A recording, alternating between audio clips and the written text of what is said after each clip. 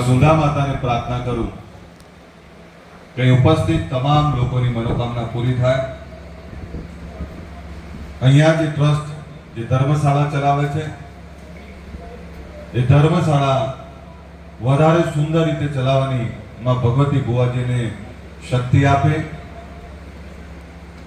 અહીં ઉપસ્થિત જક્ષીરામભાઈ, જસવંતભાઈ, મસરાજી, મારા બુવાજી, બાપજી, ડીડી, ઘણા બધા આગેવાનો અહીંયા મંચસ્થ તમામ આગેવાનો, અહીં બેઠેલા આગેવાનો, યુવાન દોસ્તો, માં સુંદાના દરબારમાં પહેલી વાર આવવાનો મને મોકો મળ્યો છે। સમગ્ર ટ્રસ્ટ અને બનાસકાંઠા, ધાનેરા અને બુવાજીના બધાનો આભાર માનું કે મને મારા દરબારમાં માથું ટેકવાની તક આપી, એના દર્શનનો જે લાવો આપ્યો એ બદલ હું તમારો આભારી છું।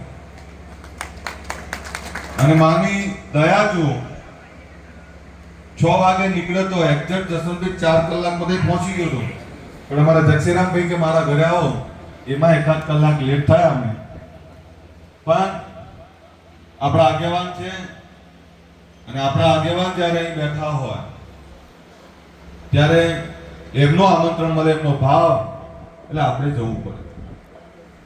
પણ સાથે બેઠેલા બધા જ ચહેરાઓને ઓળખું છું, વારંવાર તમારી વચ્ચે આવ્યો છું। અહીં તમે બધા માના દરબારમાં દર્શન કરવા આવ્યા છો, સાથે સમાજની લાગણી તમને ખેંચી લાવી છે।